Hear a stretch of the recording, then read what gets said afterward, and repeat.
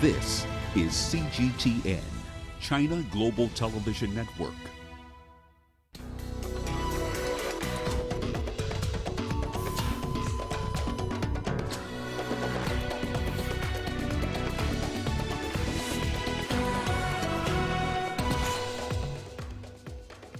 Death toll in DRC boat accident rises to 76 as hopes of finding 200 missing people fade. Libyans mark the 10th anniversary since the ouster of Muammar Gaddafi, but challenges lie ahead in the search for peace.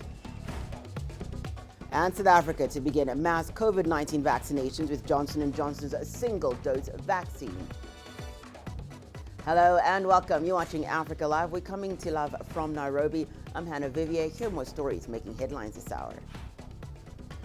In business news, Kenya strikes a $2.4 billion loan agreement with the IMF to fight COVID-19. And in your sport, Kenyans taking to hiking and mountain climbing as the popularity of outdoor sport rises. Well, let's begin the hour in the DRC, where the death toll following a boat accident has risen to at least 76. The boat carrying over 700 people capsized in the Congo River. The accident took place in the western province of Mai-Ndombe. More than 300 survivors have so far been found. Search and rescue operations are underway to find over 200 passengers who are still missing. Well, bringing us the latest on that situation is Chris Ochamringa, who joins us now from the DRC's capital, Kinshasa. Chris, thank you so much for joining us. On Monday, authorities had reported, Chris, that more than 200 people were still missing. What is the latest?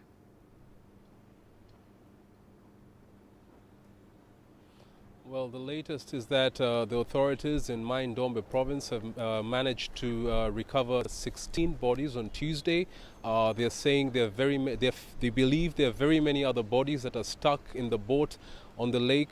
The search and rescue team said they were complaining that they don't have the equipment, to try and get there and break this boat and recover more bodies. So there was some confusion on Tuesday. Some of the search and rescue teams stopped working. They were demanding money from the government because the government was supposed to send a team with heavy duty equipment, but that didn't happen because they were still waiting for money from the Ministry of Finance. I spoke to the Minister for Humanitarian Action, Stephen Bikai, who said that it was a process. They have almost finalized it, and they're going to send a team to beef up the search and rescue teams that are helping to find the people who are missing. More than 200 people, like you mentioned, are missing, and many of them are feared dead, and this is likely to be one of the worst boat disasters that the DRC has had in a very long time.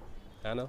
Very tragic indeed. Thank you so much for that update. Chris Ochamringa speaking to us from the DRC's capital, Kinshasa. Well, Libya is marking 10 years since its 2011 uprising, completing a decade of unrest since Libyans revolted against former President Muammar Gaddafi. In 2011, nationwide protests broke out against Gaddafi's rule, demanding him to step down. However, he refused to do so. Shortly afterwards, he was captured and killed outside the city of Sirte. Libya then plunged into chaos until the country was split between east and west in 2014. Meanwhile, Egypt is planning to reopen its embassy in Libya's capital for the first time in 6 years. This marks a shift to more conciliation to Western Libya-based factions. The planned reopening coincides with a new interim government set to be formed in the latest UN-brokered efforts to unite rival camps in the country's east and west.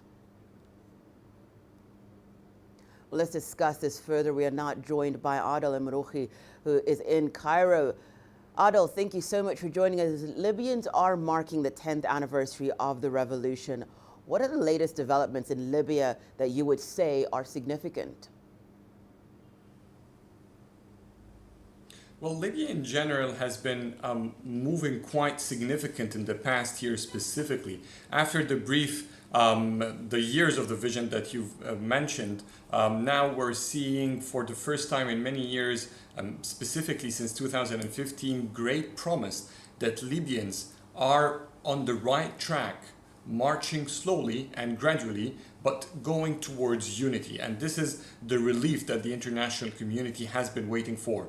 The nation has new elected executive authority. There are ongoing talks now for this authority to lead transition until it reaches general elections on December 24. There's generally quite a sort of confidence among the international community that Libyans are moving on the right track. Almost all influential international powers in Libya have endorsed the current transition, the interim executive authority, and the track that Libya is following. So all of these are, for the first time in many years, giving an indication that there might be a relief. But this is all, of course, depends on how Libyans will be moving through the next month.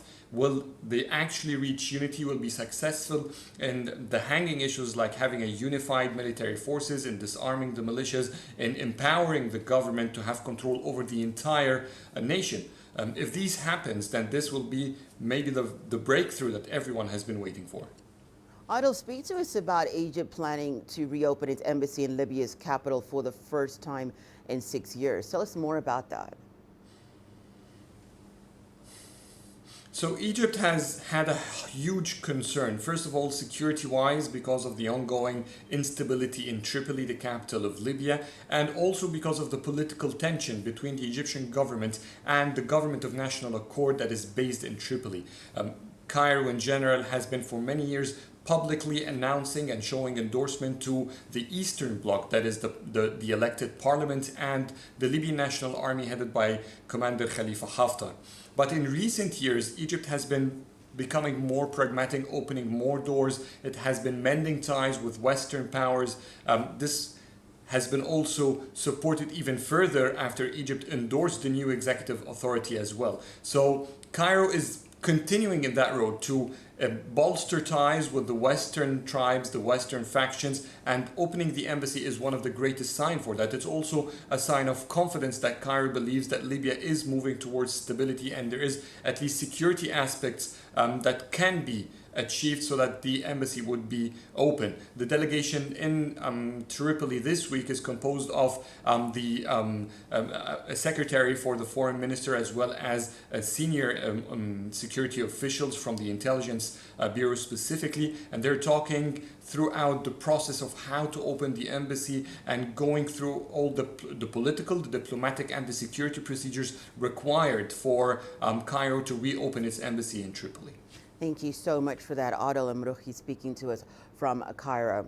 Let's get more on this story from Bassem Ali, a PhD researcher in political science at Cairo University and also an editor at Ahram Online. Thank you so much for joining us, Bassem.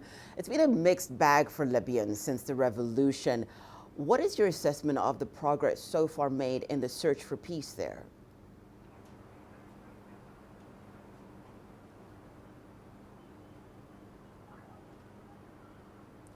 I think the ongoing political process in Libya is ending long years of political divisions, armed conflict, civil warfare, and endless social, economic, and humanitarian implications for such equation. So far, the Libyans are discussing how are they going to move forward with the process. For the meantime, they managed to establish and vote for transitional authorities which will handle the negotiating process. But the issues are very complicated, including how to establish a unified security force and army for the country. How would the constitution look like? Who would be responsible for handling the country after the transitional period, which would likely end by the end of 2020? Who would be responsible for handling the country? How would he or she be chosen? As well as the, adding also to the equation the production of oil. How are we going to resume the production of oil? Who are going to who will be responsible for this process? So the ongoing talks are very complicated. They are going to take a long time, I believe, but it's needed, and it's very crucial for the future of this country if its parties are willing to end their divisions and their conflict and start a new chapter in the history of their country, which I think all the population is looking forward to. Bassem, we also know that a deadline for foreign fighters to leave Libya expired last month, but little seems to have been achieved. What options are there to, in a sense, compel the fighters to leave?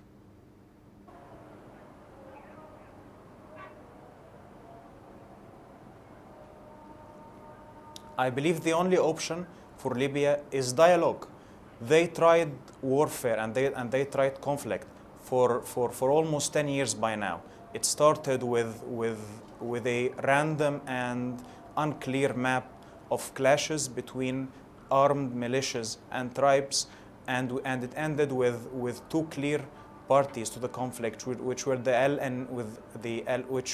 LNA and the GNA. But in both cases, they reach nothing. Nothing fruitful has come out of this process of clash. So the only option for Libya in the meantime is dialogue between the political parties to the conflict. They have to sit together once and twice and as much as they can in order to settle all their disagreements and establish a clear roadmap for Libya in the coming period.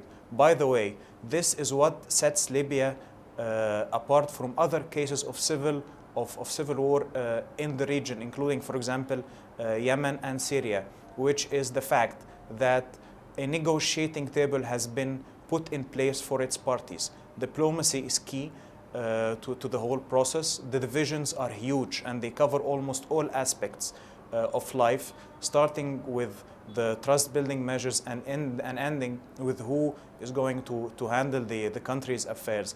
But as I just informed you, it's all about dialogue, and as long as dialogue is in place and conflict is halted, the country, I think, and its people should be very optimistic about its future in the coming years. Bassem Ali, thank you so much for all that.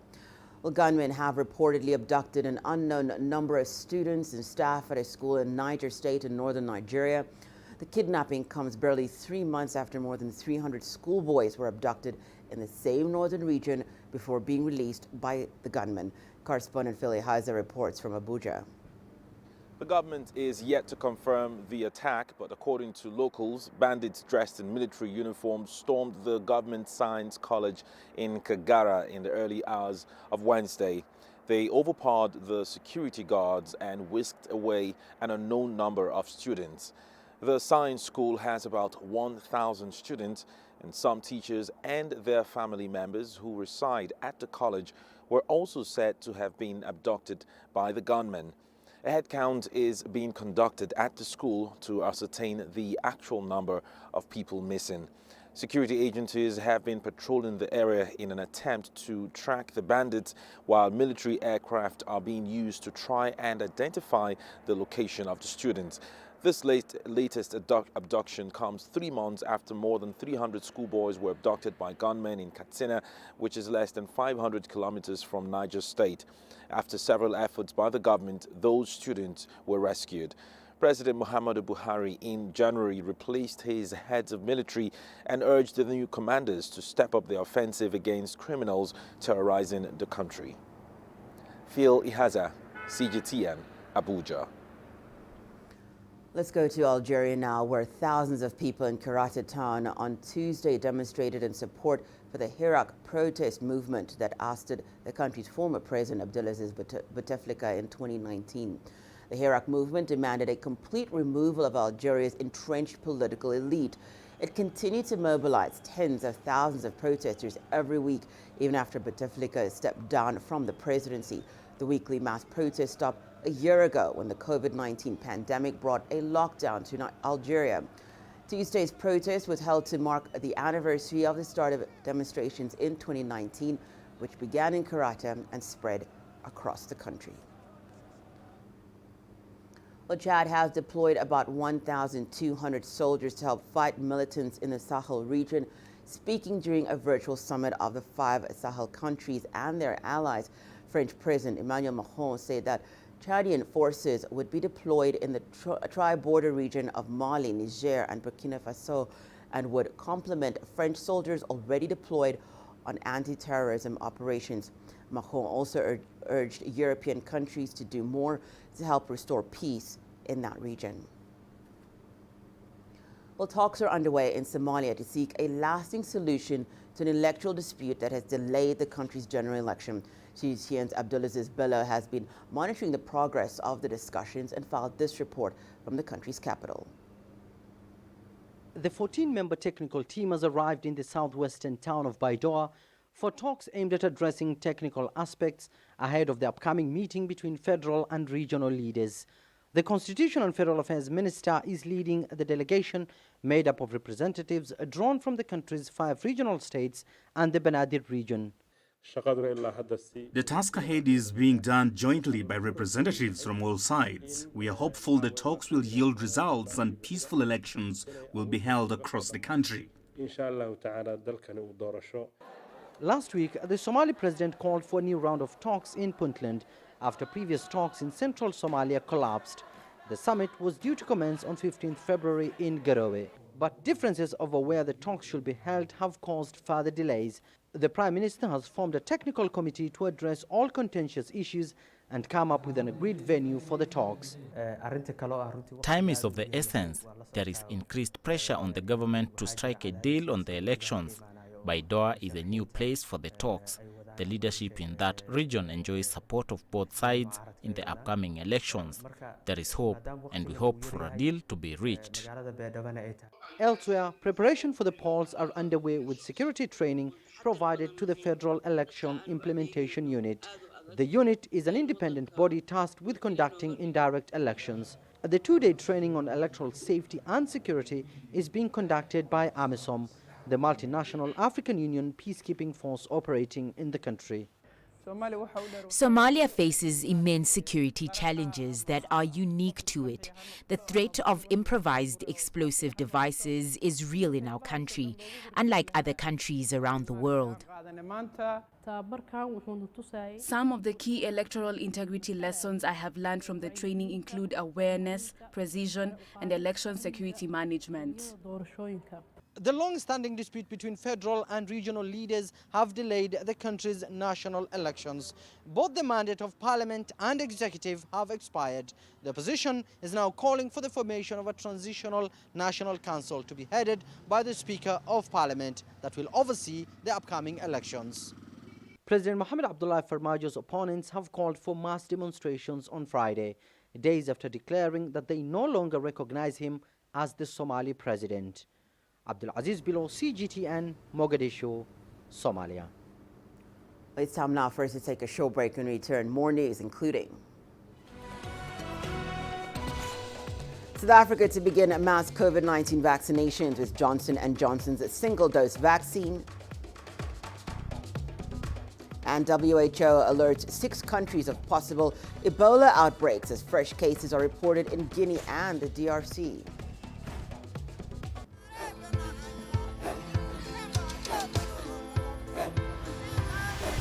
Africa is a continent of diversity, with varied climate and enchanting geography, and a people so distinct, but with a shared enduring spirit. We are at the heart of the continent to bring you the untold stories. Let's have a look. We celebrate Africa as it shapes its own destiny. Tunis, Cairo, Algeria, Juba, Johannesburg, Ethiopia, Tanzania. Africa Live. Find your voice.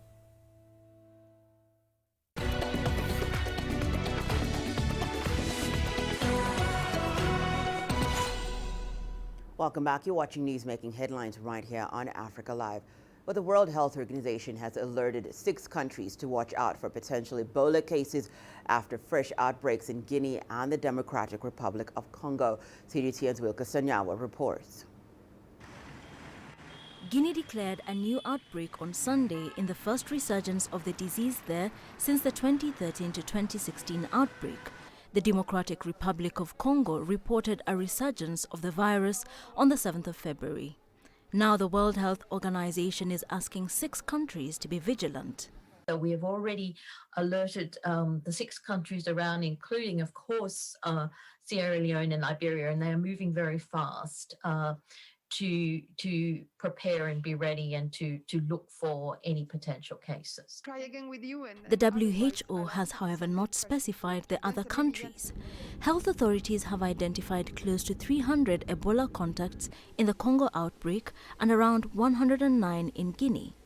Gene sequencing of Ebola samples from both Congo and Guinea is also underway to enable scientists to learn more about the origins of new outbreaks and identify the strains. How come we've got another outbreak since they declared the end 2020? We have found, again, once you have had an Ebola outbreak, it is likely that it will recur. We've seen several outbreaks in Mandaka, in Equateur. Now, we don't know if this is down to Ebola persisting in the human population or if it's simply moving again from the animal population, but the genetic sequencing that's ongoing will help us with that information. Guinea was one of the 3 most affected countries in the 2013 to 2016 West Africa Ebola outbreak, the largest since the virus was first discovered in 1976. During that outbreak, there were 28,000 cases, including 11,000 deaths. The outbreak started in Guinea and then moved across land borders to Sierra Leone and Liberia. Wilkis Anyabwa, CGTN. Meanwhile, the Democratic Republic of Congo has begun vaccinating people against Ebola in the east of the country following a resurgence of cases. Health authorities have confirmed 4 cases in the eastern city of Butembo. CGTN's Chris Ochamringa reports. Congolese health officials rushed to stop the spread of Ebola in eastern DRC. This vaccination campaign was launched at the health center where the first patient was treated in Butembo. That patient died earlier this month, but 3 other cases have been recorded in the region so far. Effectivement, comme vous le savez, l'épidémie Ebola comme à l'est de là. The new Ebola cases in eastern DRC pose a risk to our neighbouring countries like Uganda, Rwanda and South Sudan. But our government is determined to stop the disease from spreading. We're working with partners like the World Health Organization, UNICEF and other international organizations to contain this epidemic. Authorities have begun testing samples from the first patient to identify the Ebola strain. We are carrying out the sequencing, and we think that probably shortly we'll be able to provide the result. Health officials say more than 300 people who came into contact with the patients who tested positive are under surveillance. The World Health Organization has deployed a rapid response team to support the government's efforts to stop the spread of the disease. More than 8,000 doses of Ebola vaccines have also been dispatched to the east of the country. Butembo City was one of the epicenters of the world's 2nd biggest outbreak in 2018. That outbreak was declared over last June after claiming more than 2,200 lives. The resurgence of Ebola has occurred in an area that has suffered cycles of violent conflict for more than 2 decades. The conflict in eastern DRC seriously affected the response to an earlier outbreak. Ongoing health emergencies like COVID-19, malaria and measles have further put a strain on the DRC government's ability to tackle the new Ebola cases. Chris Ochamringa, CGTN, Kinshasa, Democratic Republic of Congo. South Africa is expected to begin the COVID-19 vaccine rollout on Wednesday.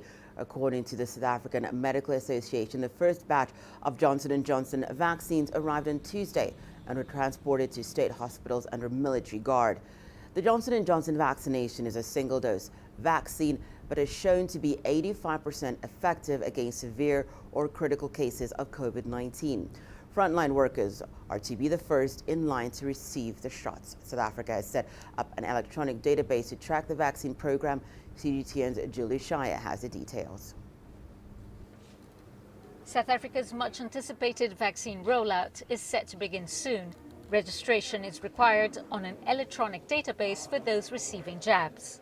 That database must be able to record whether the individual was given the vaccine in a hospital or by a private practitioner or wherever, it needs to be properly recorded so that we don't duplicate, but we also don't lose someone in case we need to make sure we've got a reference point. The program will be done in 3 phases. 1.2 million healthcare workers are first in line and have been the only ones allowed to register so far. They will be vaccinated at their respective hospitals or clinics. We've dedicated some data capturers who are helping us with registration. So far, in terms of registering, the system is not really given any issues from our side. You can do it on a cell phone. It's very quick and easy. It takes about 2-3 minutes. And it's not been a hassle, provided you have your ID number or your passport number. So we are able to vaccinate all our staff. So we've just tried to keep everyone that is under our umbrella to be vaccinated here. Mass vaccination centers, mobile clinics and pharmacies will be included when the program is extended to the general population. There might, however, be challenges in areas with limited access to the internet and electronic devices. When you're looking at places like remote and rural areas, the agents are your community health workers, people who go door to door in those communities and engage with healthcare workers. They're the ones who would assist in registering people for vaccines. We need to keep track of who's getting the vaccine. We need to make sure that we're able to monitor their symptoms, because the monitoring of the safety of vaccines is something that has to be ongoing. South Africa aims to inoculate 70% of its population over the next 12 months. Vaccination records will also be important for those when traveling abroad. Julie Shire, CGTN, Johannesburg, South Africa. The Egyptian Health Ministry has prioritized inoculating medical staff treating COVID-19 cases in its ongoing vaccination drive. Medical teams treating other contagious and respiratory diseases are next in line. However, government officials have been surprised to see that more than 50% of medical workers are refusing to take the jab. CGTN's Adel Amaruchi tells us more. Doctors on the front line of the COVID-19 pandemic have been given priority in the ongoing vaccinations in Egypt. But after almost 3 weeks of rolling out the jab, the government says more than 50% of the doctors are refusing to get the vaccine. It is concerning to see medical staff widely rejecting to get vaccinated. The authorities must understand why. One of the main reasons is the consent form that is required to get the vaccine. It says that neither the Ministry of Health nor the producer and the importing company will be held responsible for any complications or side effects from the jab. That's made most doctors worry. Because all vaccines only have approval for emergency use, the Egyptian Doctors Union has left the medical staff to decide whether to take the jab or not.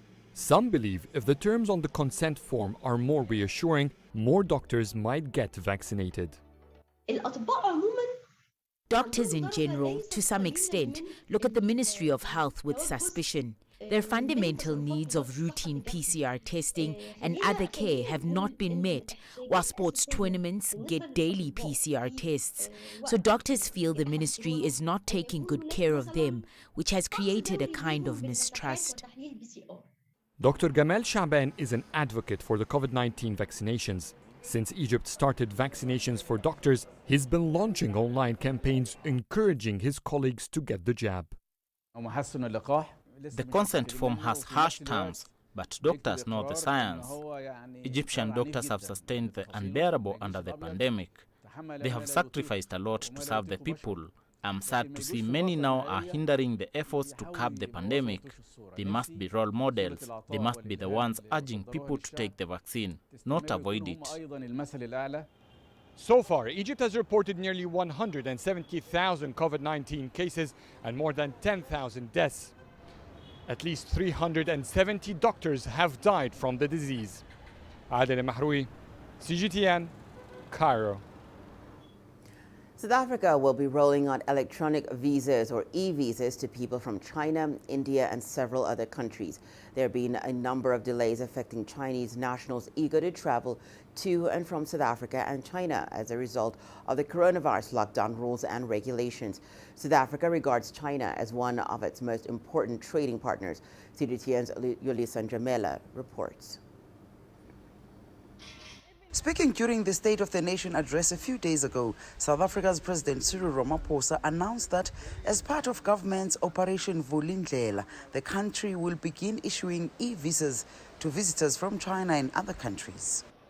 Operation Vulindlela, which means Operation Open the Way, is a government initiative which, amongst other things, focuses on reforms to the country's visa and immigration regime to grow the tourism sector. Work is underway with the relevant departments to reform our visa immigration regime to attract skills and to grow the tourism sector. As international travel starts to recover in the wake of COVID-19, we will undertake a full rollout of e-visas to visitors from China, India, Nigeria, Kenya, and 10 other countries in the world.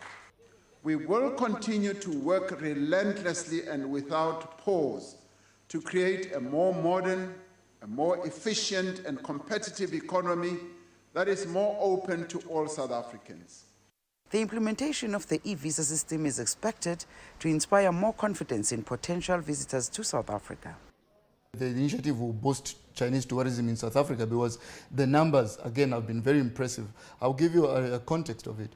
In 5 years, from 2003 to 2008, South Africa benefited about 2.5 billion rand from Chinese tourists. Now, in 2018 in itself, there was about a 69% increase in terms of the revenues that China got in terms of Chinese tourism, from about 1.4 billion rand to 2.4 billion rand. And then the numbers are almost reaching 100,000 Chinese tourists to South Africa at an annual basis. So those are the numbers that South Africa cannot just disregard. Dr. Matambo also believes that this move by South Africa will further reinforce the relations between the two nations. China, as it stands at the moment, is one of South Africa's most significant trade partners. Foreign direct investment from China to South Africa, for example, is more than 15 billion United States dollars. That is almost 19% of South Africa's total foreign direct investment. The e-visa is expected to increase the convenience and effectiveness of visa application processes and better facilitate the movement of visitors in all South African international airports. Once fully implemented, it will allow eligible foreign citizens to obtain a travel document exclusively online, eliminating the need to apply for a visa from a diplomatic office in person. Yolisa Njomela for CGTN in Johannesburg, South Africa. The business news is coming up after the short break. Here's what you can expect. Kenya strikes a $2.4 billion loan agreement with the IMF to fight COVID-19.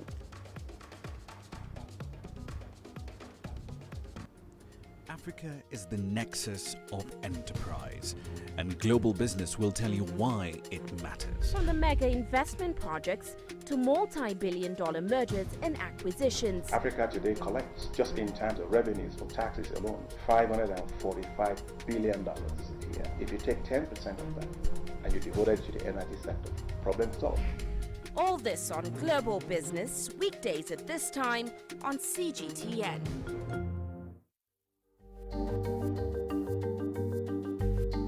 Africa Live. Find your voice.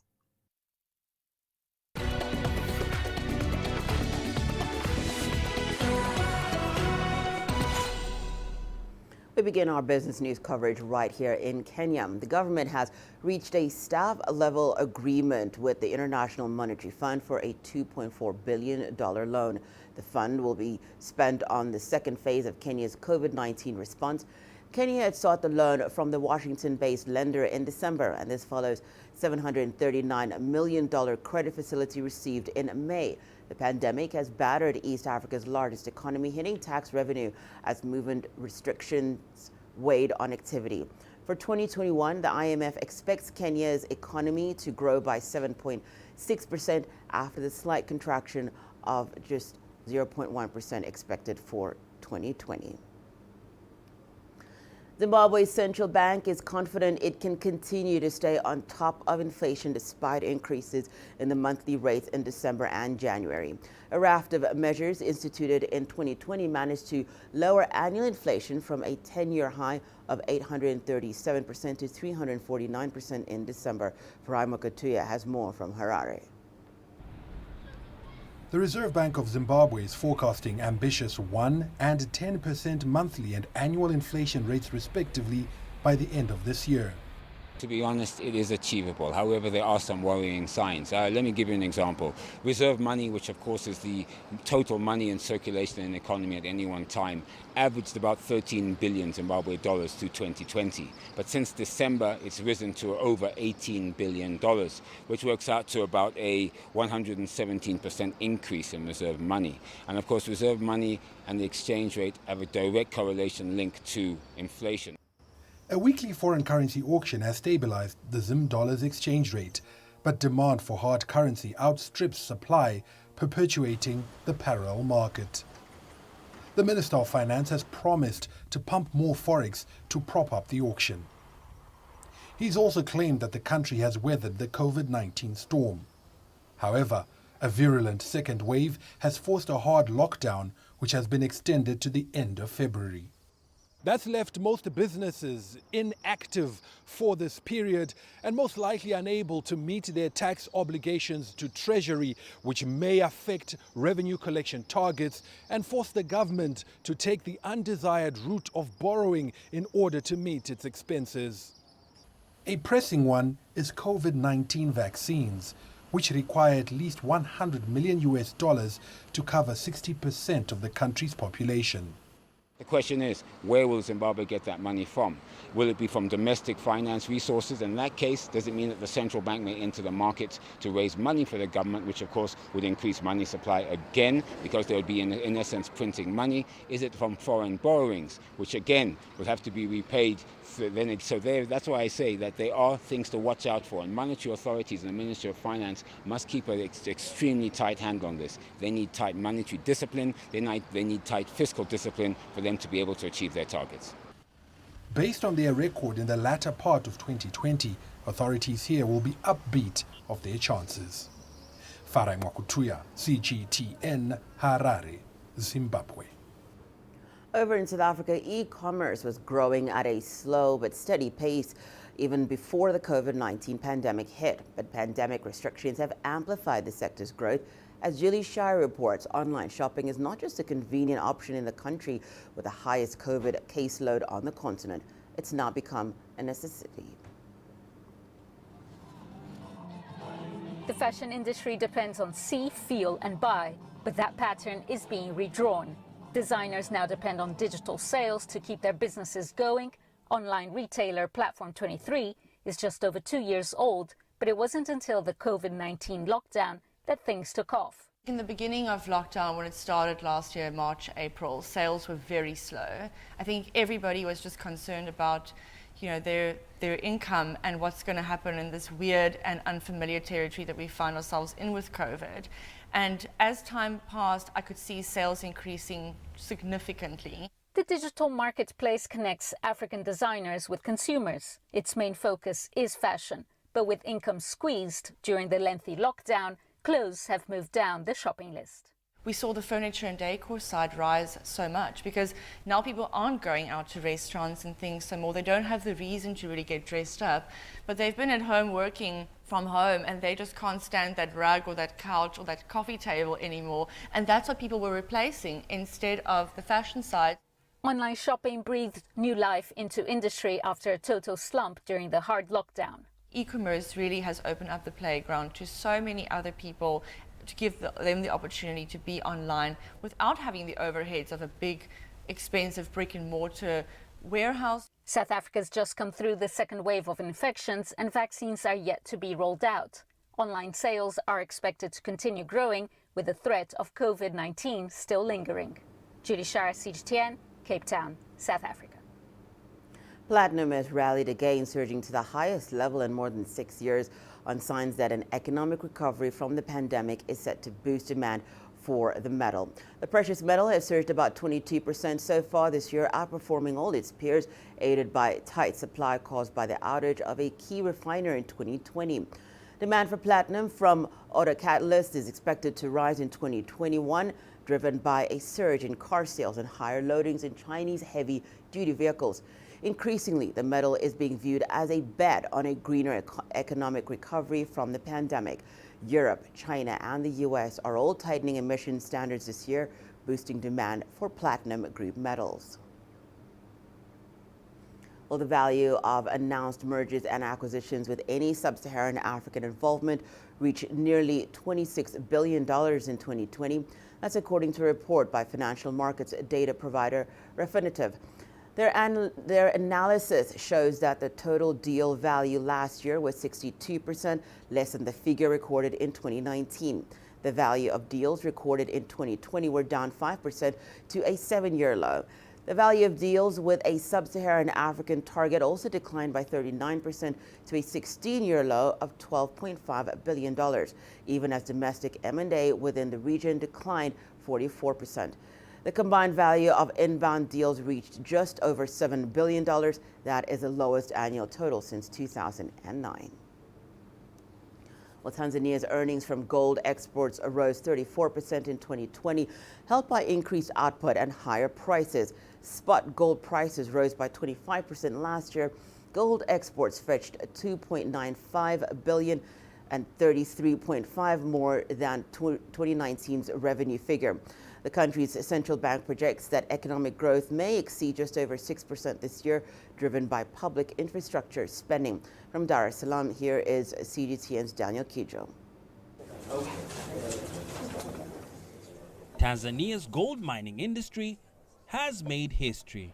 Tanzania's central bank reports that over the last year, gold earnings have risen by 34%. That's the highest amount ever earned since 1894, when the country's first mine started operating under German colonization. Jerdim Turi from Tanzania's Chamber of Mines says that mining reforms made in 2017 and the introduction of regional gold markets was a game changer. The amended Mining Act, which among other provisions, raised the royalty rate from 4 to 6% with respect to mineral exports such as gold, copper, silver, and platinum. Also made it mandatory for all mining licenses or special mining license holders to give the government at least 16% free carried interest in the capital of their companies. He says before the reforms, small-scale mining's contribution was 5% annually, but now it went up more than 4 times.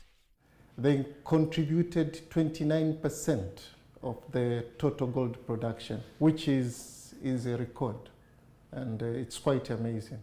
According to the Tanzanian Investment Center, the global effects of the COVID-19 pandemic caused a decline in investment, causing investors to buy gold, which is considered a safer bet. This caused a rise in the price of gold, something which helped Tanzania's other sectors that were suffering the effects of the pandemic.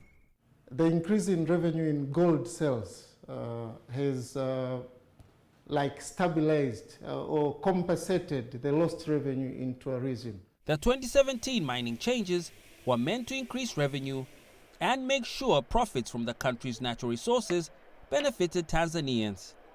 Some analysts say that the mining changes enacted over the last 4 years have been largely positive, as they have made the country's mining business less stringent and more organized. This has helped small-scale miners and foreign mining investors to operate with more transparency and clarity. Economist Gabriel Mwangonda says that is a good start, but more needs to be done. Tax or impose fees on those special mining sectors should be structured in a very different ways, not like the way you tax gold should be used in the very same way when you mine tin, let's say, or copper, or we have all those sort of minerals. So we need very specific laws to very specific minerals. The extractive industry remained one of Tanzania's key economic sectors. with a huge potential to lift Tanzania's economic status. It is hoped that with further improvement to laws and regulations, the mining sector will increase much needed foreign direct investment. Daniel Kijo, CGTN, Dar es Salaam. Let's not take a short break. Here's what's coming up when we return. We'll look at how a hearing-impaired actress is making waves in Egypt. The greatest journeys, the greatest sights, the greatest adventures. Here in Qanater, this weir allows the locals to walk on water. We're far more than just TV news. We're your passport to the wonders of Africa. To bring you stories of struggle, survival and hope.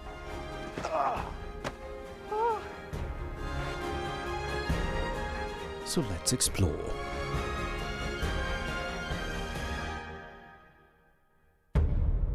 CGTN. See the difference.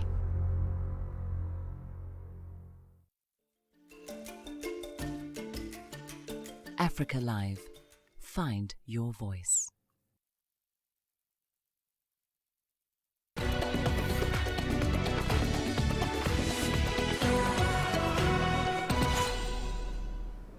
To Egypt now, where a hearing-impaired woman has gone against the odds by pursuing her dream of becoming an actress. Hagar Gamal is putting herself through drama school and now works as a part-time actor and television presenter. CGTN's Enoch Sekolia tells us more. Hagar Gamal, also known as Madonna, spends most of her time singing and acting to musical numbers and plays she cannot hear. She has spent most of her life learning to perfect them. At just the age of 2, Hagar acted in children's series and programs on local TV, recording nearly 98 episodes. I really did not like acting at the beginning, but when I started watching Ismail Yassin's late Egyptian famous comedian movies, especially his facial expressions while he is sad or happy, I fell in love with acting so much and I wanted to be involved in this field despite being hearing impaired because I understand what they were hearing. The 26-year-old is the first hearing-impaired Egyptian to study at Egypt's Higher Institute for Theatrical Arts. Her mother says Hagar's admission serves as a promise to a rise in her career in Egypt's television industry. She was the first to be admitted into the Higher Institute of Theatrical Arts in Egypt and the Arab region as someone with a hearing disability. This was so good. It pushed her forward. Hagar was born prematurely, and just 6 months after her birth, her mother discovered she was hearing impaired. Since she was young, Hagar has had a soft spot for acting. Through hard work and determination, Hagar now participates in various theatrical performances. She also works as a television presenter on a local channel as part of a series dedicated to people using sign language. Enoch Sekolia, CGTN. Well, after the break, we're bringing you the latest in sport, including Kenyans take to hiking and mountain climbing as the popularity for outdoor sport rises.